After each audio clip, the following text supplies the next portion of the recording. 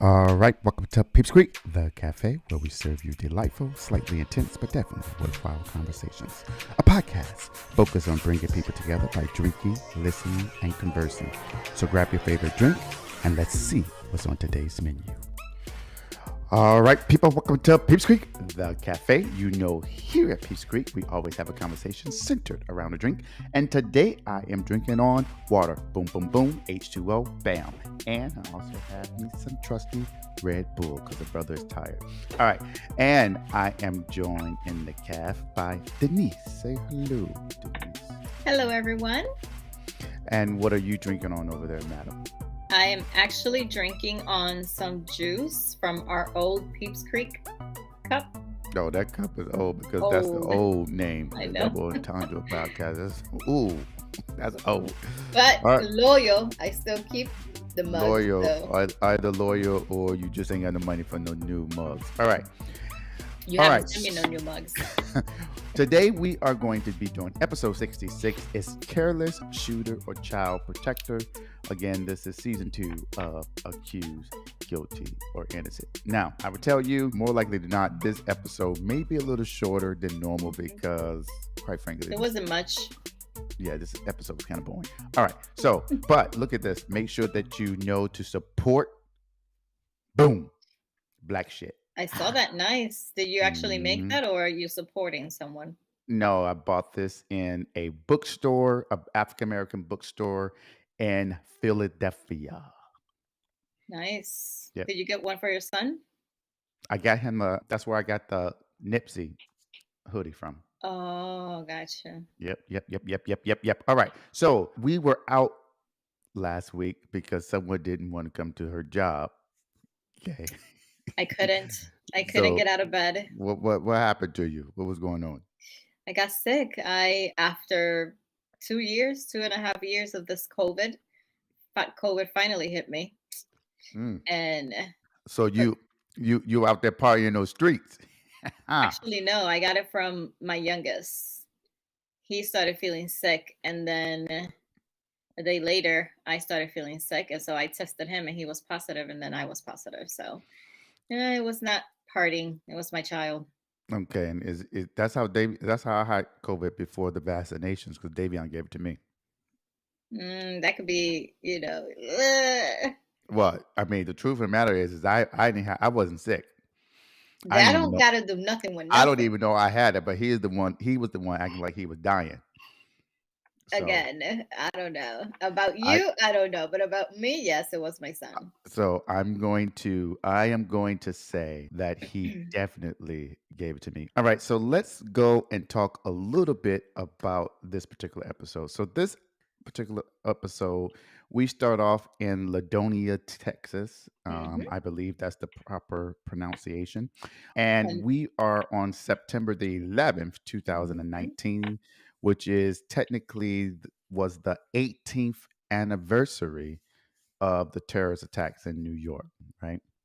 Because that was Yeah. September 11, 2001, Mhm. right? If I Yep. remember it correctly. All right. Yeah, 2001. So the episode kind of starts off where, unlike the traditional cases that we talked about on here, where someone is calling in to 911, you hear that clip. And this particular episode, it actually starts a little different, where it's the police scanner or the Mm. police talking to the dispatcher about what he is going to do, because the police officer starts with them saying that he was on the way to an assault. There was some shots fired or something like that, so he was Mhm. en route to a particular situation. So when we get there and we open up the scene, we see all the folks are white, but we see the white lady screaming. There's just commotion. I don't even know what's going on initially, Right. but it's like this white lady is screaming, saying, "Get him off my property," and pointing at someone. But in that clip, we don't necessarily see who she's pointing to.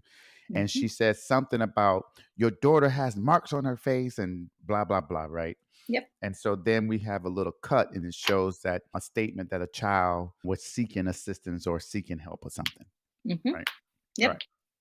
So at that At that time, it comes to find out that there is a 12-year-old child who purportedly sought help. The child was purportedly in the woman's house because she was afraid to come out because, according to the lady, someone put her hands on her, is what the lady said to the police officer. And it seems as if she was referring at that particular time, until we find out what really happens, that she was Right. referring to either the father or stepdad or someone who was in relation with this 12-year-old, right? Right. Right. Which I wish these shows would just start with the story. Like it went everywhere until the actual story. I'm like, come on, Right, we could right. have started with what happened. It was all over the place. I think mainly Yes, because when the production was looking at how to present this episode, they probably said, "Shit, we don't really have nothing." probably. They technically didn't have nothing really. Oh my god, this episode is so annoying. And it So starts getting worse. This the season seasons, 1 was right? the best season, yeah. Right. So we may end up, if we don't get no juice We in may this, end up doing 2 episodes in one just and to one because does. we can't just stop this season. Yeah. All right. So then you see the police body cam. Apparently, you see him picking up a gun, which is a AK-47. Mhm. And in the background, a man comes out and says that he fired 2 shots in the air to scare the other man. And he claims that the other man did not shoot at him. Right. Right. All right. Now, this individual, I never got his last name, but it's Brian. I don't know what his last name is. And that's another thing. This They didn't even episode, show. they did. They Oh, actually did, but I think I only saw it because I had the captions on. That's the only reason why I saw the last name. what's his name? Lapsys, Lapsys. Oh, And then okay. at the end, remember with the ceremony, they do say, Oh my God, that stupid ceremony. Nobody needs to see that, but we'll talk but about yeah, that. Okay. yeah. So, It's this episode was just bad. all right. So Brian, I think is 29. Oh, I didn't even take that down. To be Okay. honest. But it's clear that he works manually because every time he was on camera, he was dirty. He's a I mean, his, welder. his nails were At black the and current muddy. time, he's a welder. Oh my God, he remind me of this my father's friend. God rest his soul, my father, not my biological father, but he had this friend. I don't even know if he's still alive. I don't think so, but maybe. But oh my God, his nails were long and so freaking dirty. It looked like it was like mounds and mounds of dirt and oil underneath. It was so But disgusting. I've seen those nails, but with this gentleman, Brian, it was his skin. Hmm. It wasn't even I like don't the think he washed his nail. hands after he worked. No, it was like the entire skin. The skin's here. It was just dirty. Yeah, But and then the other thing, and I'm not trying to be rude, but I feel like, okay, if you're gonna let cameras in your house, can you at least try to clean clean up a up little bit?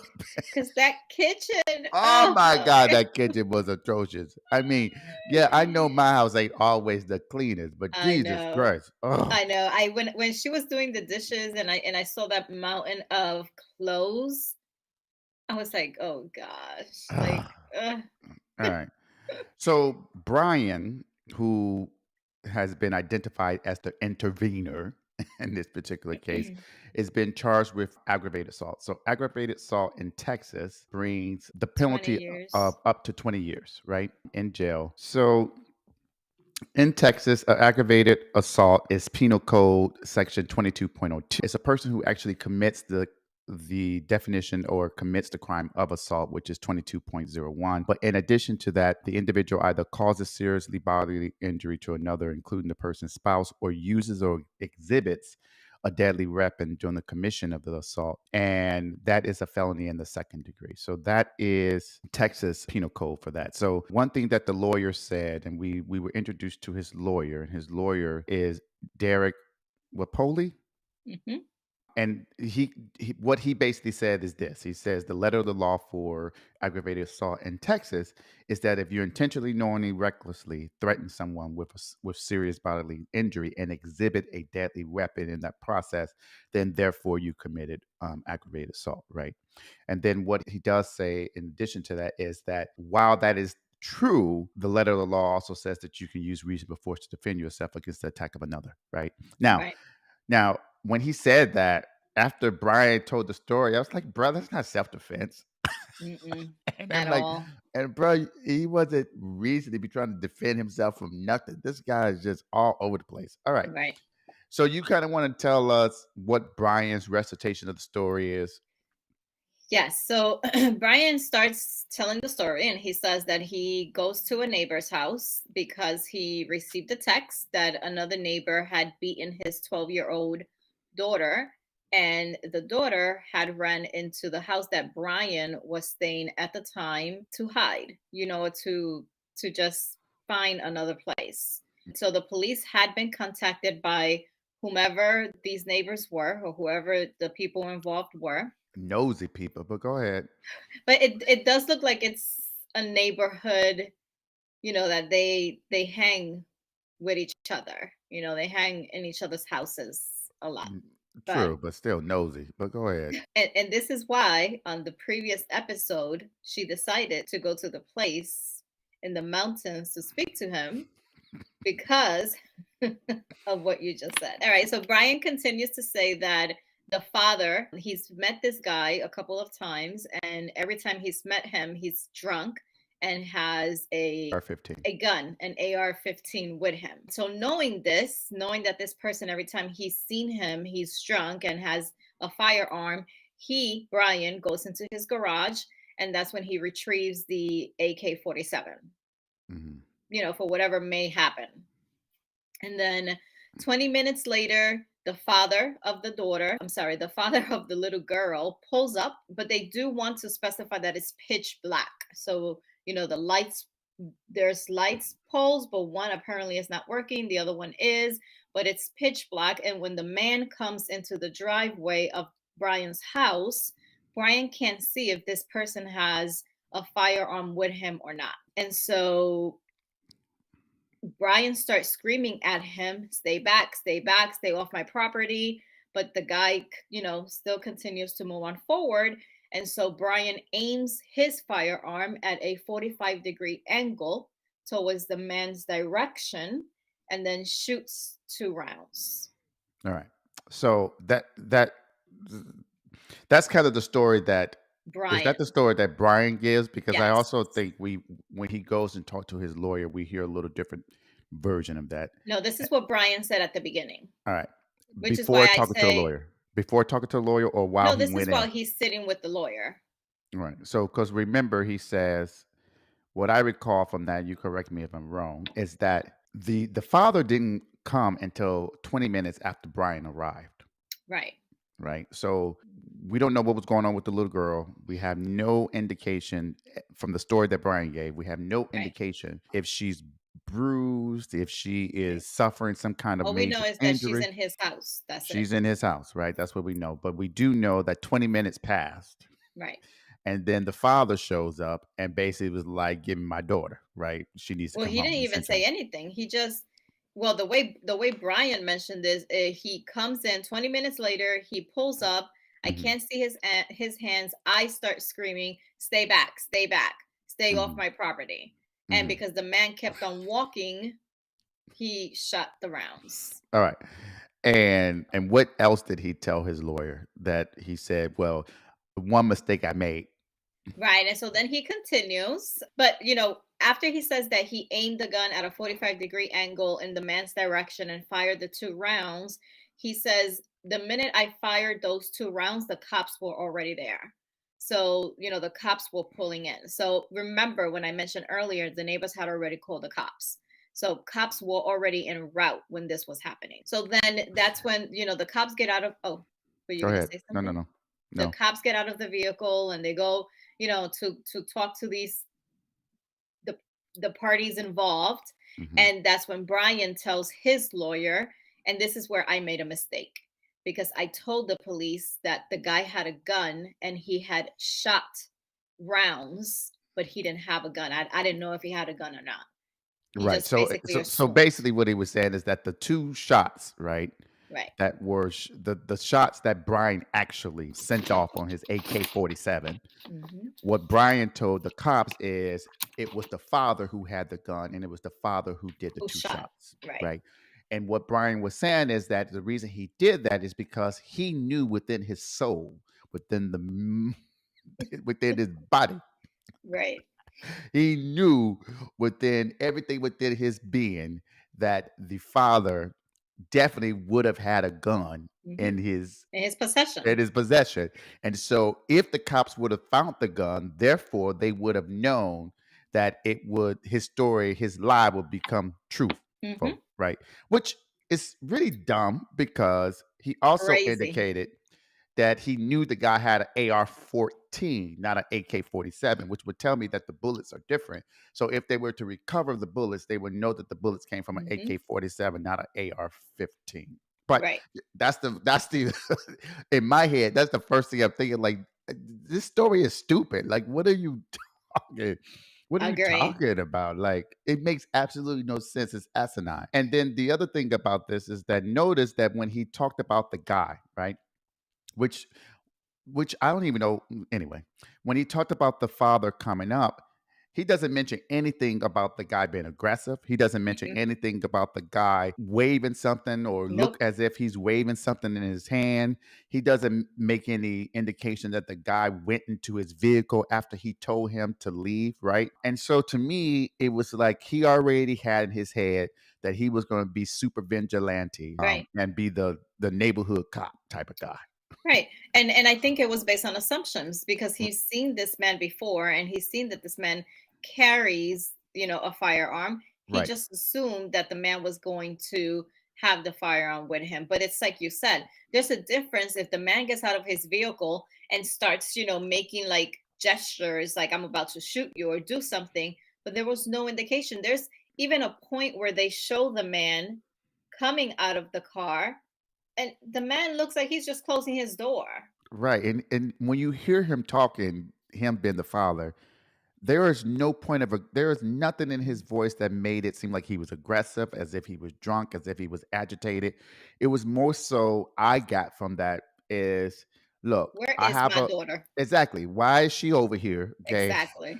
She needs to bring her ass home. Exactly. And we need to take care of what needs to be taken care of because it sounds like there were some concerns about her being a little boisterous or maybe not following the Mhm. rules. And that's Right. exactly what he told the officer. Now, we don't know one way or the other whether or not the guy was abusive, but what the guy did say, the father said, is that you can ask my wife. I've never hit her. I did flick her ear or pull her ear because she irritated me. But the one thing we do know is that the father was never charged with any kind of assault or child Nope. abuse, anything like that.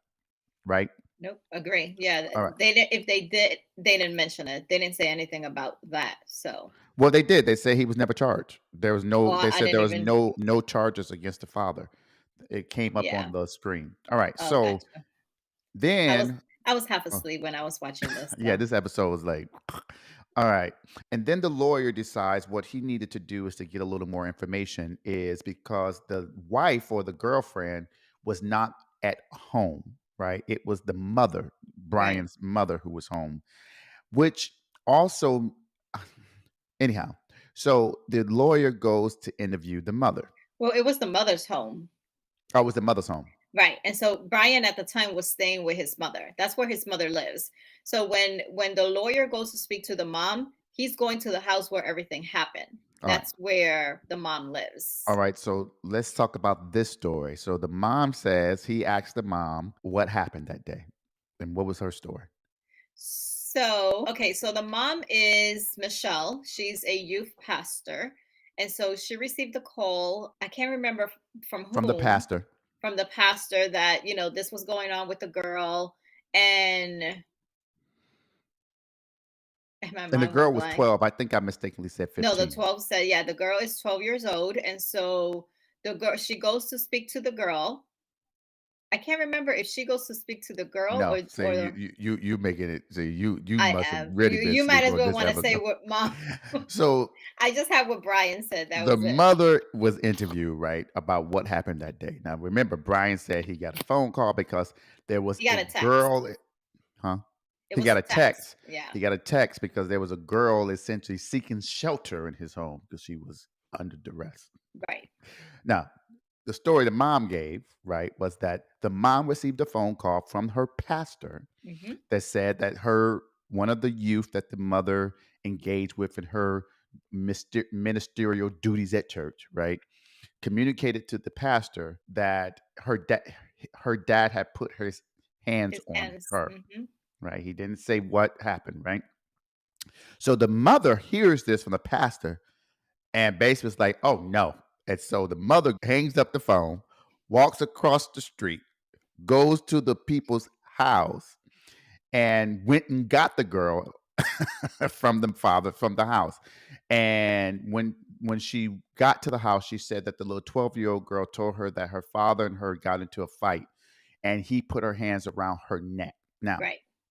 And she and had so marks on her neck. marks on her neck. So the mother then brings the child home. Now, the mother doesn't indicate.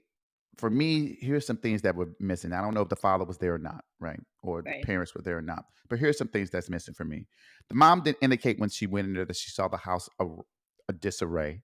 She didn't indicate that she saw any kind of weapons or gun or anything that would make it seem like this child was really in danger, right? Right.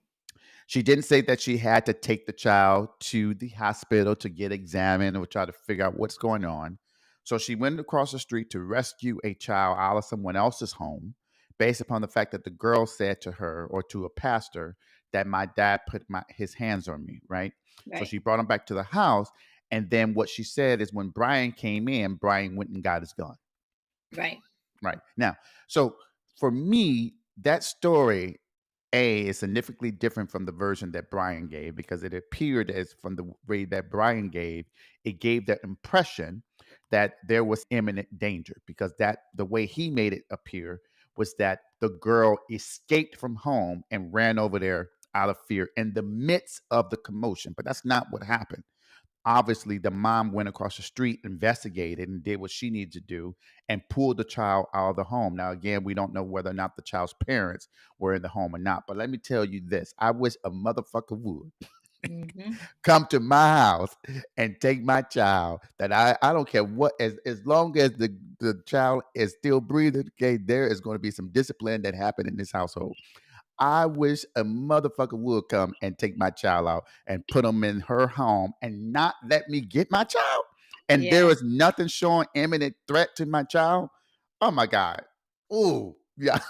Yeah. That's why I feel that there was either information that was missing that was not really said in the episode because I cannot understand why, like you mentioned, like for one, why did you immediately take the girl out of the house and not Right. wait and just be like, let's Or I'm call gonna the stay police. here. Well, the police had already been called, but it No, was more of a did well, see, that's the thing. They didn't make that very clear the that episode was very it was all over the place. Like they didn't really indicate a lot of things. But had I been Michelle, which is Brian's mother, and I know this is happening, maybe there's history of this happening before. But regardless, you don't take that child out of the house. Like that's my child. You sit there and you wait until either the mother or the father come in. And at least the girl is going to feel a little bit more secure because there's another adult in the house and she doesn't have to fear the I need to go to another house to feel protected. So I feel like Michelle should have just sat there and waited until the father and the mother came in so then she could have had a conversation with them as to what happened. But that didn't even happen. right. And then I don't understand what was the point of her calling Brian, texting Brian, because the reality is that nothing the mother said at that table made me believe that she really thought that child was in danger.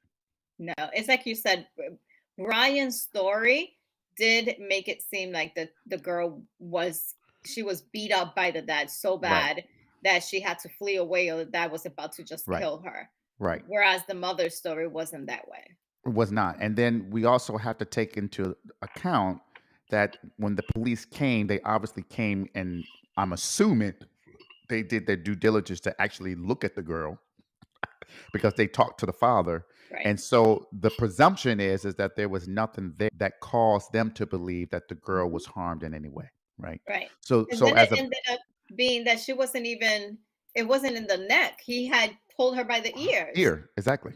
So like what happened? Like So it was it just see the way that I looked at it is the mom Michelle, and again I don't know, but I'm just the way that the episode showed them and viewed them. And again, we don't know if there was more to the story that was edited out Hmm. or not, but I'm just going by this. I just felt like the mom is one of those individuals who probably feel that you can't do corporal punishment with children, that you Right. should not touch them. Maybe they need a timeout. Maybe you need to talk to them. Maybe you need to pray for them.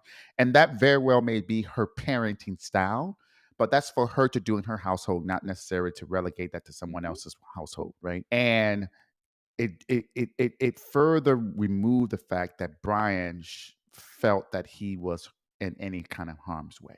It's just it just made absolute no sense. Now, Brian does have a little backstory that maybe cause him to have a hypersensitivity to the issue. You want to tell him what that backstory is? Yeah, so 3 years prior to the incident, he was at his home and two individuals had picked the lock in his house. And when he woke up, obviously they were trying to rob the house. When he woke up, he had a firearm being pointed at him. And so he starts fighting with the dude that has the gun pointed at him. In the meantime, the other guy shots at Brian. And so it hits one shot, hits him in the back of the shoulder, comes out in the front of the shoulder. The other shot is in Brian's arm. And so as he's running out to leave, another shot hits him in the waist. Yeah. And so what the defense is saying as part of their strategy is that because of that situation that occurred, and unfortunately, that's a very unfortunate situation for anyone to be Hmm. in. So, and he showed all of the wounds that he had and the scars he had as a result of that. But what the defense is basically saying is that because of that experience, Brian experienced PTSD.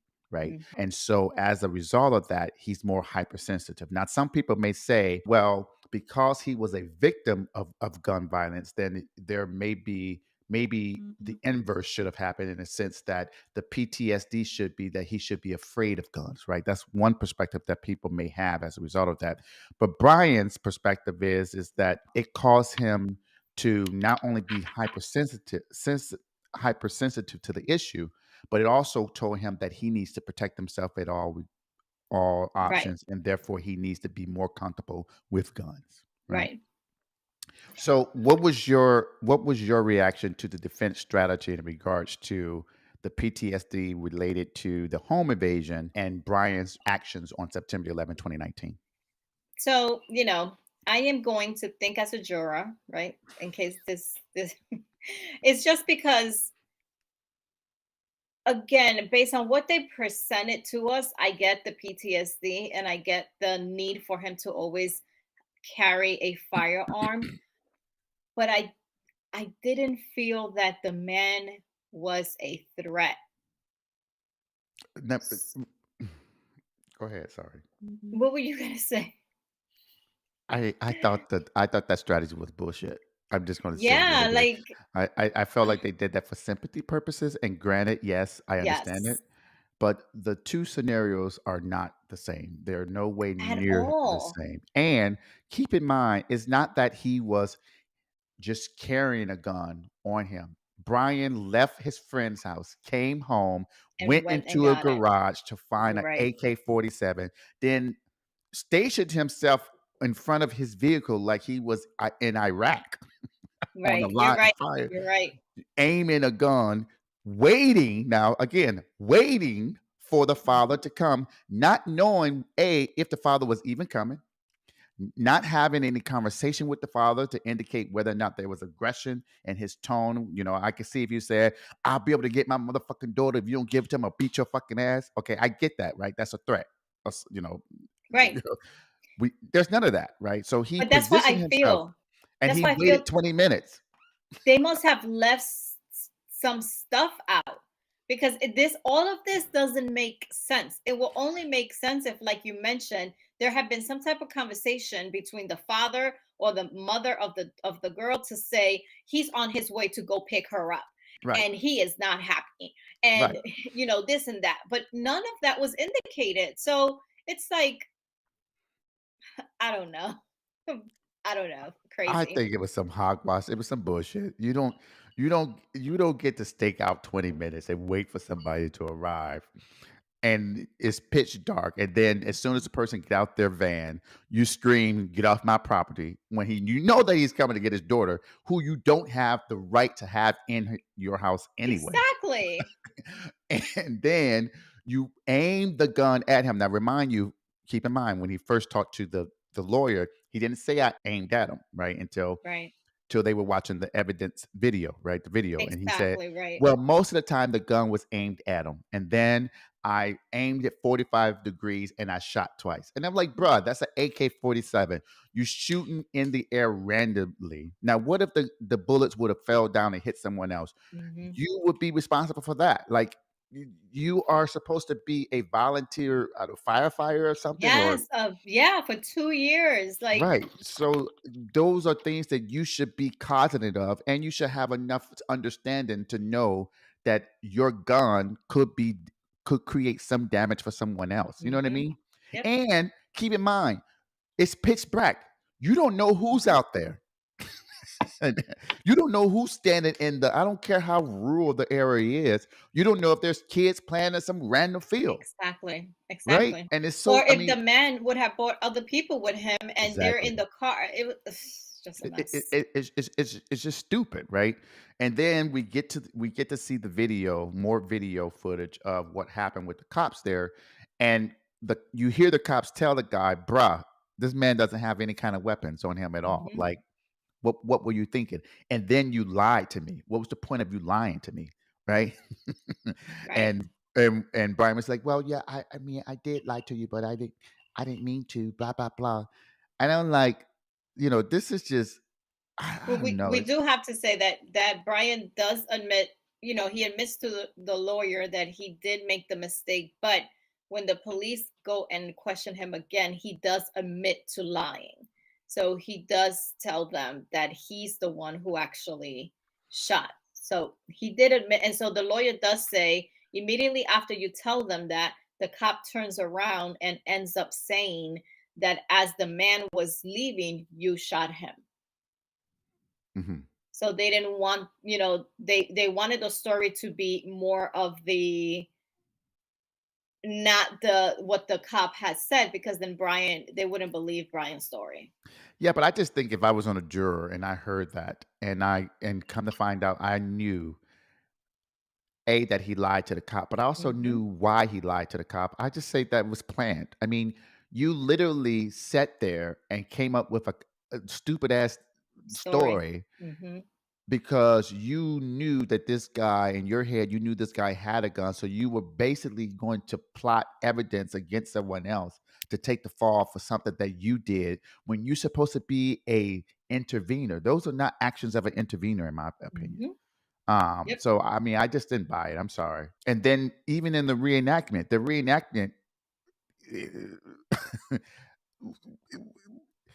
I mean, you saw the way he was standing in front of the vehicle, aiming that gun. Yeah. And then when the cops come, he immediately hides the gun underneath the vehicle. Yeah. It was just sneaky, everything. Like, it Yeah. just doesn't make sense.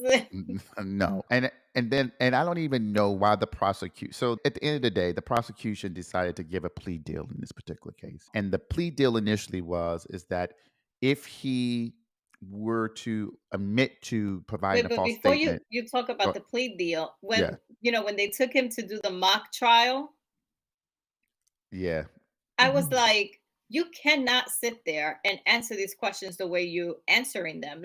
yeah, Like what was one of the questions? Why did you have a gun with you? Well, that's my constitutional right. He just had an attitude throughout the entire mock trial. yeah. He didn't come off as the most sympathetic witness, particularly given the circumstances of the case. I mean, the case is that you're supposed to be such a caring individual, right? Because remember, the cop. I mean, excuse me, the lawyers. One of the lawyer's strategy was to say that Brian is a hero. Right. Remember, Sir. so you When he said can't. a hero, I was like, where? When he went for the fire and when he was a volunteer firefighter, because He's a hero in this instance. He was trying to save a girl's life. Okay? Yeah, you can't be a hero and then be confrontational for no reason exactly. as a witness. But yeah, I. I wasn't even going to talk about the mic drop, but go ahead. It Anything was else on only that? because it was just his attitude. I kept watching it and I was like, if you're gonna do that, if they call you to the stand and you are gonna act that way, they're going to be like, no, he is guilty. Yeah. Yeah. And so they offer a plea deal. The plea deal was for him to, they would drop the aggravated assault. And if he were to plead to providing a false statement to an officer, which is something he actually did, right? Which he actually admitted to doing, Right. which they had on tapes of him saying, I did Mhm. this.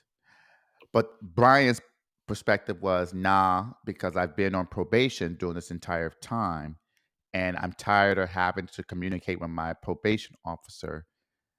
And so if I were to plead to this, more likely than not, I would have additional or continued probation. So he didn't want to do that. Right. Right. And so they were gearing up to go to trial. And then apparently there was some other kind of plea deal offered, which is basically if he admits to. Well, it was his lawyer, because his lawyer says he sent an email to the prosecution and said, because the original plea was guilty to the what was it again? Lying to the police Yeah, with providing a 2 false years statement to the police probation. officer. And Yeah. so he was like, I've been a year and a half waiting for this on probation. Why can't it be time served? And so the lawyer, his lawyer, Brian's lawyer, went back and sent an email to the prosecution to say On that, he'll in that plead regard. guilty, but for six months. So he will only And serve 6 months probation. And that's when the prosecution came back and then gave that final one. yeah. So ultimately that's how that particular case ended. I mean, so Brian accepted the plea deal, which ended up being he admitted Time guilty. time served basically, and Yeah, he had to go to jail for one day. one day. Yeah. Bail Yeah, in, but the bail way you out. ending the episode, like, Because I I mean, mean, I was so annoyed by. I mean, there's so many other cases that I think A&E can be diving into to get a better feel for accused, guilty, or innocent, right? right. And I honestly, I mean, part of me is I'm feeling like I would like more urban examples, like people living in the city, I know, because all um, these episodes are rural, like rural, like and places we don't random even know people. that exist. Right. And I'm like, I mean, why don't you go into the city, like, and get some real shit that Yeah. is going to be something we could talk about and really talk about the criminal justice system. But what this case does represent, as a lot of these cases represent, is the power of negotiation between the lawyers, right? And the power of prosecutors, right, to determine what charges to bring forth, to determine what types of deals to give. And it also indicates the import of having a good advocate on your side as a Mhm. defendant, so that you can get something valuable out of that particular process, right? And I don't think that Mr. Rapoli, or Derek, right, is his name. I don't think he was a public defender. I think they had to charge. He was for hire. The lawyer. Oh, I He got didn't. you. I don't think he was a public defender. I don't think they said he was.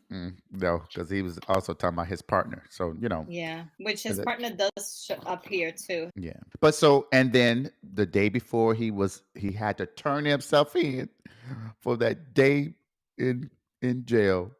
He got married to his sweetheart in the backyard. He got married to Bree, his fiance. They had a newborn, not a newborn Six baby, months. but yeah, baby. And a stepson that was 11 years old. Yeah. So I'm And assuming so that they was got married the day before at their home in the backyard. Actually, it looked like it was in the front. But congratulations to them. congratulations to them. All right. So anyhow, make sure that you contact us on IG, Twitter, and Twitch at Peeps Creek. You can watch us on YouTube at Peeps Creek Podcast. You can hit us up on Facebook at Peeps Creek Cafe. You can send us an email at cafe@peepscreek.com. You can go to our website at www.peepscreek.com. All the videos and audios there, as well as all the transcripts of the episodes. And did I do everything? You did. Blah, blah, blah, bam, bam, bam, boom, boom, boom. Oh, and you can get all of the links to everything there at cafe.peepscreek.com/links. All right. So I want to thank Denise for being in. You want to say something? Thank you for having me. Everything you've heard in the episode is our opinion, just in case, because we already have that history with lawyers trying to put stuff. So it's just our opinion, and I hope you guys watch the show. All right. So until next time, make sure that by the way, you all might notice I got some new lenses on this camera. Boom, boom, boom. Give me that definition. You get to see that beautiful black skin. Look at that brown. Boom, boom, boom. Anyhow, until next time, make sure that you continue to drink, listen, and converse. Peace and love. Oh, you can wave now because now I brought you back. Peace out. Thanks for your help. You're welcome.